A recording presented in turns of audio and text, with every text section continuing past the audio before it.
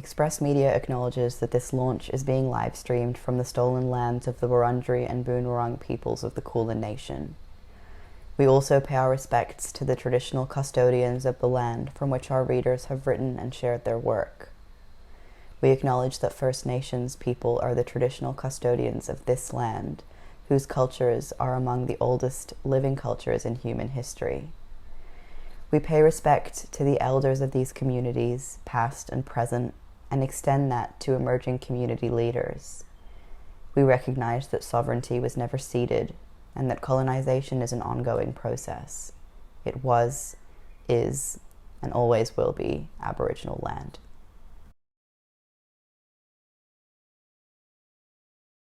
I'm Hasib Harani, joining you today from unceded Wurundjeri country in the Eastern Kulin Nation, and would like to pay my respects to their elders past and present. This land has held me for the better half of 3 years now. Sovereignty was never ceded, and we are all living and working on stolen land. I'm the creative producer at Express Media, and it's my pleasure to be here today to share with you excerpts from the shortlist of the 2022 Catalyse Nonfiction Prize and announce this year's winner. The judges this year were Julia Carlomagno, David McCooey, and Mira Schlossberg. Julia Carlomagno has been in publishing for close to 2 decades at houses including Scribe, Black Ink, Penguin, and Macmillan, and has been fortunate during that time to work with some of the country's best writers and scholars. She has had a long relationship with Express Media, originally as a contributor and later as a board member. In 2012, she and Express Media's Joe Toohey founded the Catalyse Nonfiction Prize, then called the Scribe Nonfiction Prize for Young Writers, which has given rise to a number of award-winning books by debut writers. Julia is the recipient of Australia's 2 editing awards, the Barbara Ramsden and the Rosie Award, and taught editing at RMIT University in Melbourne. David McCooey is a prize-winning poet, critic, and editor. His debut poetry collection, Blister Pack, won the Mary Gilmore Award and was shortlisted for 4 other major awards. He has 2 other collections, Starstruck and, most recently, The Book of Falling. McCooey is the Deputy General Editor of the prize-winning Macquarie Pen Anthology of Australian Literature and the co-editor of The Limits of Autobiography. He is the author of a prize-winning monograph on Australian autobiography published by Cambridge University Press, and numerous essays and reviews in various books, journals, and newspapers. He is also a sound artist and composer. The Apartment, in collaboration with Paul Hetherington, is his most recent album. Mira Schlossberg is a writer, cartoonist, and editor living and working on Kumeyaay land in so-called San Diego. She is the author of 2 comic books, Guidebook to Queer Jewish Spirituality and Kugel Western, both published by Glom Press. She was a 2017 Wheeler Center Hot Desk Fellow, and in 2018 her illustrated essay Dick Talk was shortlisted for the Lifted Brow and Nonfiction Lab Experimental Nonfiction Prize and longlisted for the Cosmonauts Avenue Nonfiction Prize. Mira was the head editor of the Australian youth literary magazine VoiceWorks from 2018 to 2020. Thank you to our 3 judges for their attentive and generous work. I also want to thank our prize readers, Joshua Baird, Brigitte Beanie, Quinn Bloom, Emma Brooke, Farley, Alicia Herman, Charlie McKay, Liam Mitchell-Irk, and Bridget Robertson. We received nearly 100 entries this year, and our readers were tasked with the difficult role of whittling down such a high caliber of work to a shortlist of only 10 pieces. Shortlistees of the prize receive an invitation to an exclusive Q&A with some of Australia's best nonfiction writers, publishers, and editors, and a generous selection of new release books from Monash University Publishing and the University of Queensland Press. And the winner of the Catalyse Nonfiction Prize receives a cash prize of $2,000 and an editorial mentorship to develop their work from Julia Carlomagno, publisher at Monash University Publishing.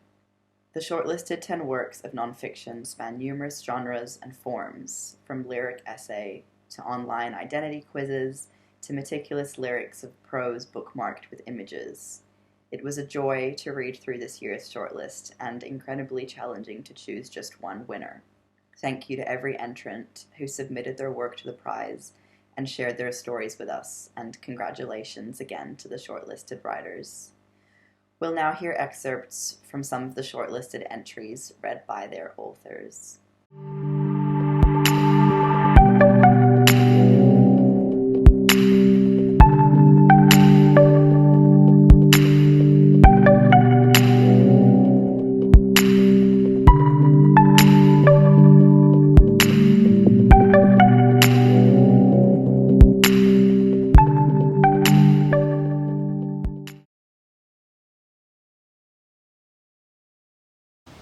Choose your own room. Do you see the damp collecting in the corner of your kitchen? Maybe not, but I'll bet you can smell it. Set up a scent diffuser on the desk, sprinkle lavender oil on every surface of the room, place small bowls of bicarb soda in the cupboards. It didn't work? Buy a dehumidifier. You couldn't figure out how to empty it? That's a shame. The overflowing water will only add to the moisture. Leave and return after 2 weeks. It's the middle of La Nina. Dharawal country and surrounding countries are suffering from flooding. The turquoise colour of the sea has darkened to a deep grey, and you can't walk more than a metre without soaking your shoes. Enter the room and you'll see that all your items are covered by a thin layer of green. While before there was too much to smell, now there's too much to smell and too much to see. Run to your bed and seek solace from under the sheets. Too bad. You won't be able to escape the damp there. Paranoia clouds your vision and you begin to see mould everywhere. In your teacup, on your clothes, growing from beneath your toenails. These thoughts thicken when at night you hear people pulling chairs across balcony floors.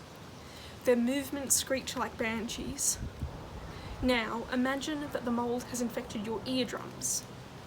Imagine a home invasion, an intruder who at any moment will yank your door open and pull out an axe. What if you were hypersensitive to light and sound? Fluorescence and heavy metal would crush your skull if you weren't careful. What if you were also hypersensitive to cold temperatures? You would have to line every part of your body from the neck down in Uniqlo Heat Tech to avoid chilblains. You may not think you're hypersensitive to smell. Perhaps you sniff everything, from flowers to musty loafers to wet sand. Remember, you chose this apartment because it was the only single-person room in the student accommodation. You didn't foresee the implications of living on the ground floor of a poorly designed building in a wet city. You may as well be living in the ocean or in underground sewage.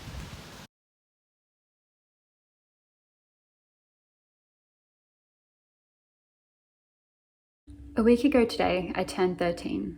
It's not as hot today as it was on my birthday, but the sun is still beating down on me, so I'm covered in a sticky second skin of coconut-scented sunscreen.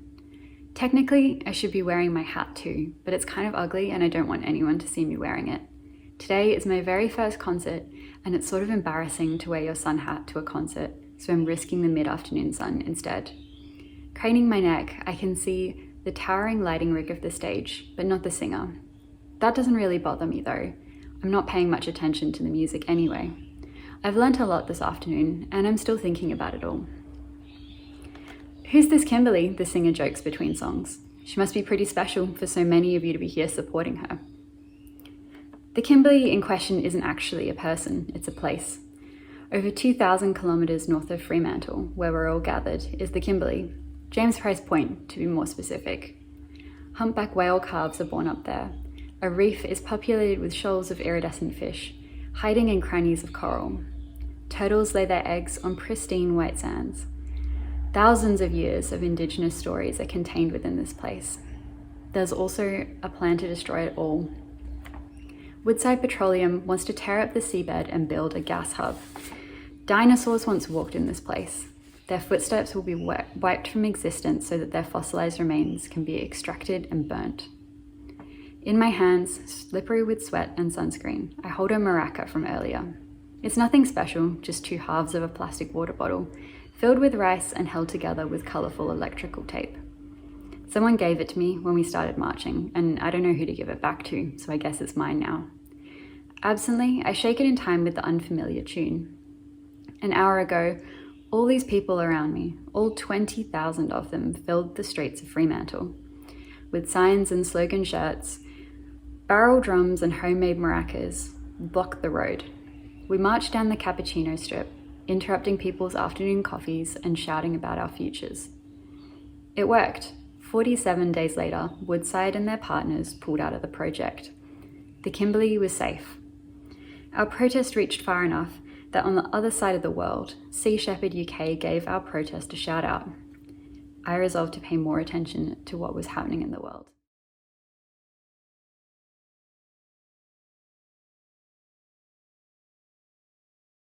The diagnosis never changes. As soon as the infant can see, the first person is not a choice. There is no opt-out from personal perspective. You can take it apart, stand before the pieces, reconstruct, omit, avoid, critique, and resent. But you cannot walk away from subjectivity. The question then follows, can we only ever brush up beside truth's thorny side? Can we break the surface? Is truth the glass, the pane of clarity where the light streams through? That feeling, that sense of coming home deep in the belly, is it only visible from the outside? It recognizes faces. I run from the I and the you. I run from the we, the us, the my, the yours. I stare at the blank page, the blinking cursor on the empty document, and wish it into being something else. I fashion an origami crane, an envelope, a hat, a brick, a sandwich, a piano. Nothing sticks. The page holds for a second and then, like elastic, springs back into itself and becomes a mirror.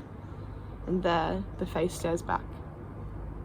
I do not wish to feel like a planet, an orbit of moons and stars circling, tiny prisms through which I can view and review myself.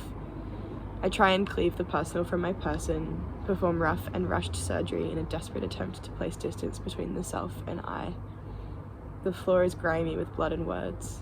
I kick the fleshy full stops with the toe of my shoe. There is broken glass and brightness like a torn skirt, and I look through and at and through and at. Those infants who a million years ago were unable to recognize a face smiled back less. Our floor is in the wanting, but the surviving lives there too. Are you standing on the outside? Do you see it?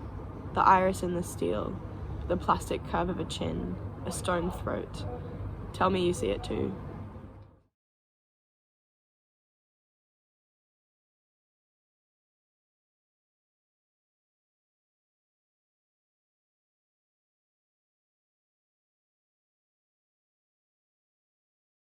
You will tell your friend on the bus your secret. You will tell her you feel cold and everyone else seems acclimatized to the weather. You will tell her how you felt the first time you saw him naked, and she will laugh. She will use the word you used over and over again. Repulsed? She will laugh some more. That sounds pretty gay to me. The sound of those words frightened you more than that boy did. You will watch an extensive amount of heterosexual porn until you're so desensitized to the hard shapes of men's bodies and the harsh sounds coming out of women's mouths that you'll tell your friend triumphantly that it was all a mistake. I like dick, you'll say, and you'll grow colder.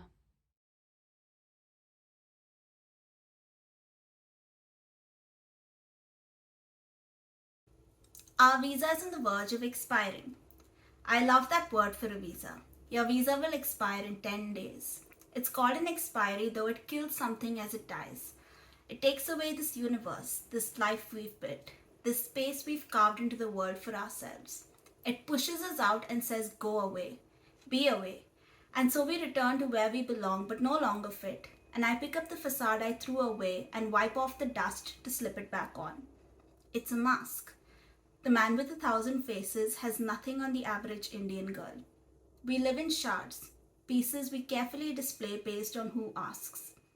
What was the point? That's what I keep circling back to. What was the point of it all? What was the point of spending half a decade struggling for permanence in this country when it may never come? That will take the next 2 decades of my life to accept as a loss. How much is allowed in a single want? Thank you.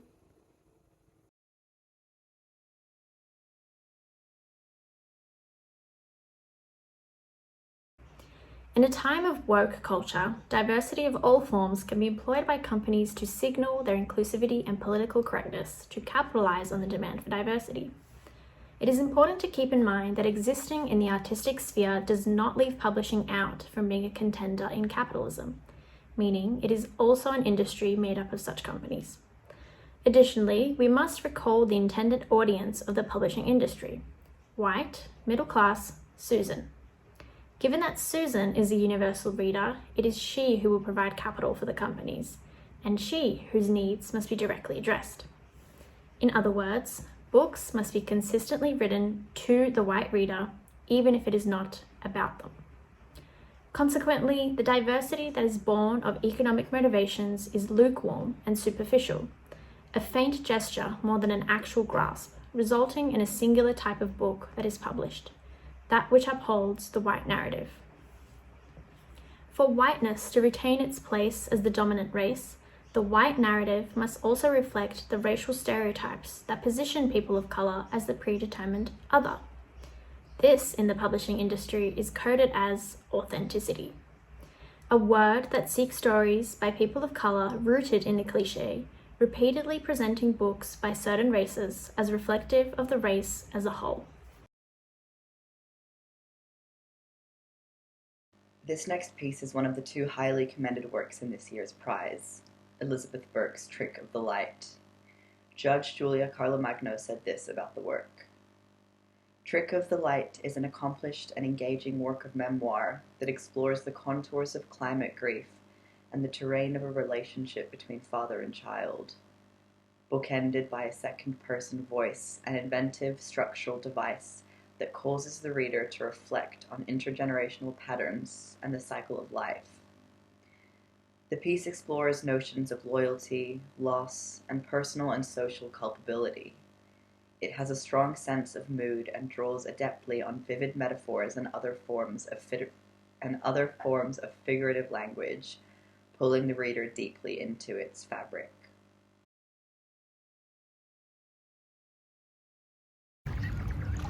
The streetlights are different on Barrow Island. They're beads on a string, ionizing sodium hazy through sea-sodden air, dull and orange as gas lamps in smoke. They wrap round the accommodation camp and fling into the dark. Reflective strips on your work pants catch the gleam and flash as you shuffle for the bus. You're still heavy with sleep as you tramp aboard. The other seats are already filled. The other operators and engineers lower frigid noses into fluorescent orange collars or dip into coffee mugs. There's a trail of soil down the bus aisle, so red you can nearly taste the iron. You sit and the bus pulls away from camp. The orange lights of the gas plant shift on the horizon like an ocean liner crouched on the Black Sea. All along the bus, anxious eyes look out across Barrow Island and strain as if to scry shapes from the dark dunes and thickets of heathland. Quick, fumbling hands tug down the window blinds and shut out the view. You're cloaked now, so the blue-white glow of iPhone screens stays insisted inside the bus. It's a cool light, like those on the satellites that loop across the skies out here, or the milky gleam of a full moon at sea. But if this counterfeit moonlight was left to ramble across the island, it would lure flatback turtles to it with the promise of ocean, only to lead them into dunes and tangle them in spinifex, or muddle them in sand wells with the sea calling hopeless and far away. The turtles will grow exhausted, dehydrated, picked apart by seabirds, or baked in the oven-hot hollows of their shells during the day. This is a light to be confined, enclosed, tucked away like a secret into buses or offices or control rooms of gas plants with blinds drawn to keep the turtles safe. When sun grazes from the horizon, the blinds will be lifted, and the estuarine mixings of light will go unnoticed. But you'll still watch for the signs. You'll know evidence of flatback turtles as if remarking a ghost barely passed, or rather, a ghost that will soon pass. As you walk back to camp along Barrow Island's beaches in winter with your bullet pants cut to the shins, you'll observe the scalloped turtle tracks in the sand. Later, you'll squint against the glare of sun off sand and wonder if eggs submerge under the dunes' undulating waves. Later again, you'll tilt your head into the summer sky during your lunch break and watch the seagulls draw rings there. You'll wonder if they've grown fat from turtle. One bird might accidentally drop a hatchling, It'll fall onto the gas plant as if from the blue of the sky, and you'll join the ring of workers circled around the squirming thing.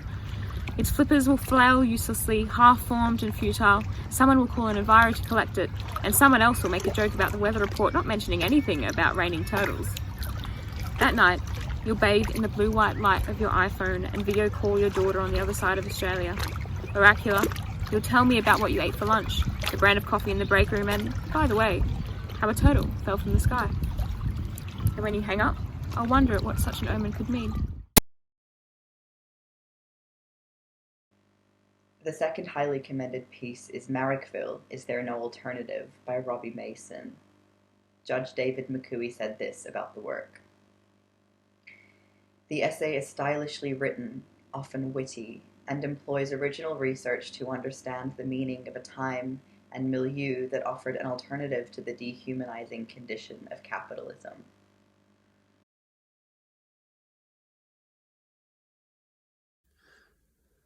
Dirty Sherlows was a haven for the marginalised of the marginalised. Punks, narco-syndicalists, drag queens, drug dealers, you name it, they all adopted the place.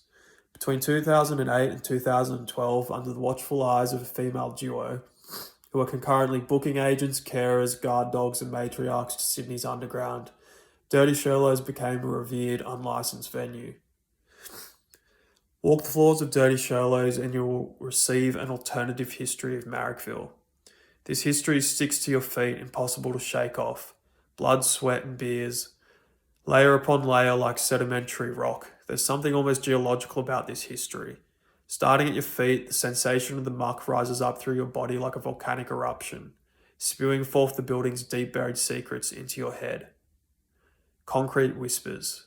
Slip and you might fall into a parallel world. The floor of Dirty Sherlows is untreated concrete, Maddie Kay says, a former resident and sound engineer at the unlicensed DIY venue. It soaks up everything. You can't really walk on it in bare feet because your feet get instantly crusty from all that history. Prior to the creatives and sound terrorists moving into Dirty Sherlows, the previous owners used the space for illegal dogfights. Maddie remembers there still being bloodstains in the concrete at Dirty Sherlows during the first gigs there in 2008. In the corner of the warehouse, there were stacked cages like an exhibit in a masochistic torture museum, transforming the rave experience from escapism to voyeurism. Rotating displays of street art smothered the walls. Added to the atmosphere was the penchant of the early Sherlows residents for breakcore and experimental noise. It was just a really heavy vibe, Maddie explains succinctly.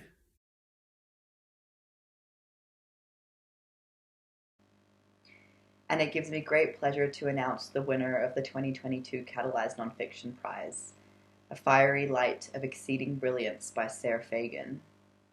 Prize judge Mira Schlossberg said this about the work. A Fiery Light is both a gorgeous portrait of a friendship between two queer people and a case study of the ways gender and sexuality shift and flow as we relate to others.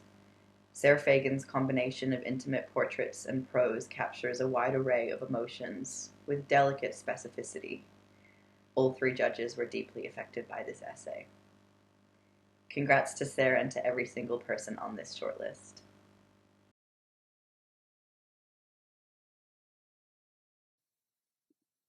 A Fiery Light of Exceeding Brilliance. Luke is every bit a charming nurse.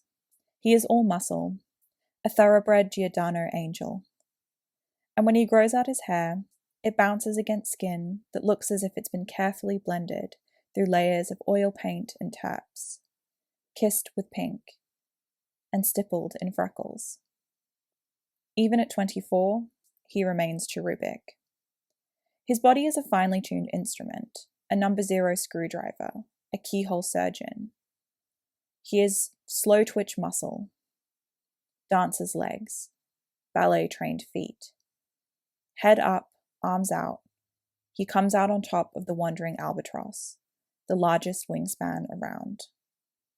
My body is blunt force, hammer and tong, hacksaw amputation. I am fast twitch, pulling and tearing muscle, cloven hoofed, orthotic feet.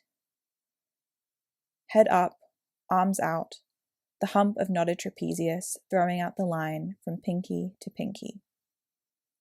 Our bodies feel jumbled. He has the length and breadth of the husband of my teenage dreams and all the feminine mores I lack. I am a beefcake baby bear with tits and hips that don't lie. I am called Sir in the store before he is. In the time between meeting and knowing Luke, our paths cross largely through throngs of Catholic school children at major events for our respective sister and brother schools. Easter, Christmas, all the marriages too. We stand in big halls singing hymns. Looking at Luke, one assumes his voice to match the surface. When he eventually plays me the hymns of Hildegard, I close my eyes and can imagine the surface, soft, rounded notes that stretch forever pouring from his mouth. Instead, his singing voice is earnest, deeper, and rougher, tucked just out of the way. It is a surprise to anyone who knows Luke that he tucks anything away.